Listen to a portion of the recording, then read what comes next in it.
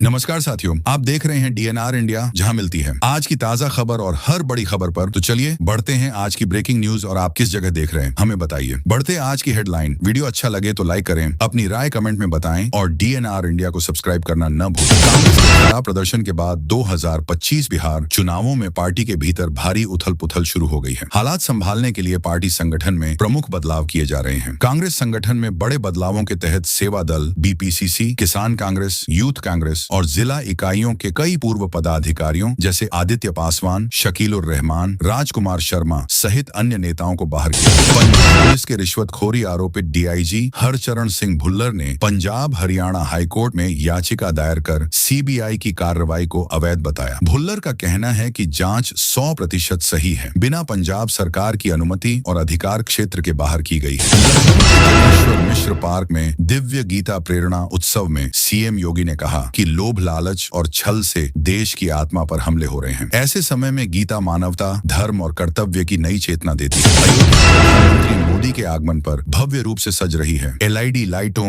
फूलों और रोशनियों से पूरी रामनगरी चमक उठी है। भक्त उत्साहित हैं और स्वागत की तैयारियां पूरी हो रही हैं। मुख्यमंत्री रेखा गुप्ता ने 25 नवंबर 2025 को सार्वजनिक अवकाश घोषित किया है। उपराज्यपाल की अधिसूचना के बाद दिल्ली के सभी सरकारी दफ्तर कल बंद रहेंगे। दिल्ली सरकार का कहना है कि 25 नवंबर का दिन सिर्फ गुरु तेग बहादुर जी को श्रद्धांजलि देने का नहीं, बल्कि उनकी मानवता, साहस और धर्म स्वतंत्रता के संदेश को याद करने का दिन है। गुरु तेग बहादुर साहिब के शहीदी दिवस पर छुट्टी घोषित करने का निर्णय लिया।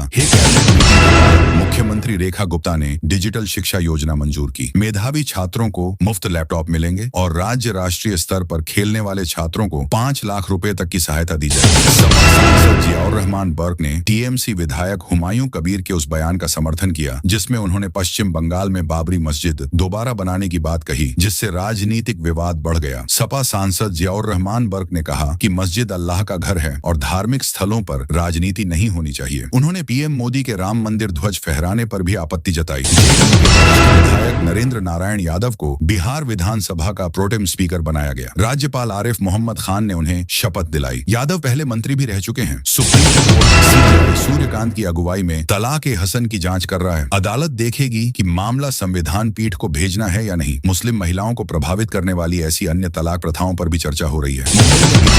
नजिया इलाही खान को सऊदी नंबर से जान और रेप की धमकी मिली। ऑडियो वायरल हुआ। उन्होंने बताया और मुंबई पुलिस से तुरंत कार्रवाई की मांग की। शरद पवार बीजेपी को सत्ता से दूर रखने के लिए पावर गेम चला रहे हैं। शिवसेना, यूबीटी और कांग्रेस के बीच मनसे को लेकर बढ़ी तल्खी के बावजूद वे विपक्ष को एकजुट कर मनसे को एमवीए में जोड़ने की कोशिश में है। केजरीवाल और सिसोदिया की याचिका गलत है। फांसी घर मामले में समिति ने उन्हें सिर्फ जानकारी देने और सच पता करने के लिए बुलाया था। यह कोई सजा या विशेषाधिकार हनन नहीं था।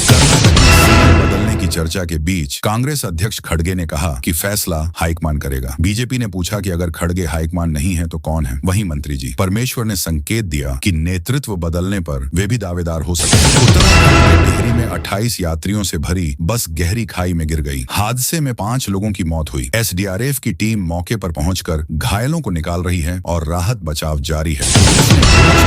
2 साल की सबसे बड़ी छूट दी है, जिससे भारतीय रिफाइनर्स की रूसी तेल खरीद में फिर रुचि बढ़ी है। पश्चिमी प्रतिबंधों से घटी खरीद अब रिकॉर्ड डिस्काउंट के कारण दोबारा तेज हो सकती है। लाल किले के पास 14 दिन बाद गृह मंत्री अमित शाह लाल किला पहुंचे। उन्होंने समागम की तैयारियों का जायजा लिया, विभिन्न राज्यों से आई संगत का स्वागत किया और गुरु ग्रंथ साहिब के आगे मथा टेक कर आशीर्वाद लिया। किशोरीलाल शर्मा की सांसद योग्यता चुनौती देने वाली याचिका दायर हुई है। कांग्रेस सांसद शर्मा ने अमेठी में बीजेपी नेता और पूर्व मंत्री स्मृति ईरानी को हराया था। ये सीट चुनाव के दौरान लगातार चर्चा में रही। पंजाब सरकार ने श्री आनंदपुर साहिब को राज्य का 24वां जिला बनाने का प्रस्ताव रखा है, लेकिन अभी अंतिम फैसला नहीं हुआ है। ऐतिहासिक महत्व के कारण इसे जिला बनाने की मांग जारी है और प्रक्रिया पर विचार चल रहा है।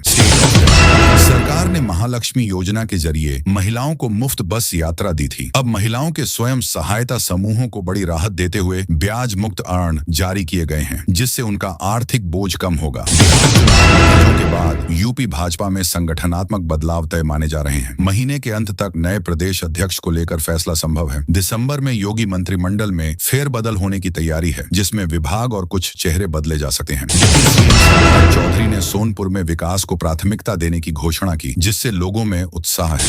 सरकार ने नए नियम लागू की है। उन्होंने पर्यटन, व्यापार, रोजगार और शहरीकरण को बढ़ावा देने की बात कही तथा सुशासन मॉडल को आगे बढ़ाने का संकल्प दोहराया। नई वोटर लिस्ट में उन लोगों के नाम हटाए जाएंगे जो मर चुके हैं, दूसरी जगह चले गए हैं, लंबे समय से नहीं दिख रहे हैं या जिनके नाम 2 बार दर्ज हैं। डिजिटाइजेशन के बाद ऐसे नाम लाखों में मिल सकते हैं।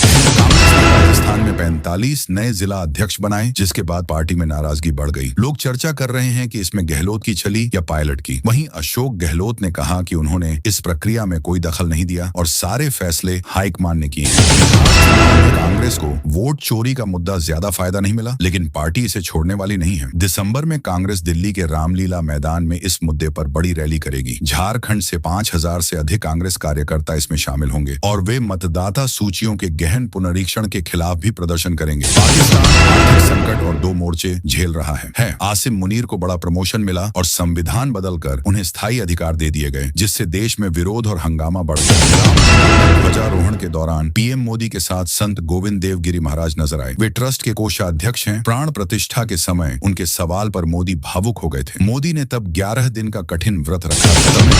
से पहले डीएम के नेता के बयान ने विवाद बढ़ा दिया। उन्होंने कहा कि राज्य का विकास तभी होगा जब पीएम मोदी का खात्मा हो। बीजेपी ने इसे पीएम की हत्या की धमकी बताया और मालवीय ने स्टालिन पर हमला बोला। वीडियो अच्छा लगे तो लाइक करें, अपनी राय कमेंट में बताएं और DNR इंडिया को सब्सक्राइब करें।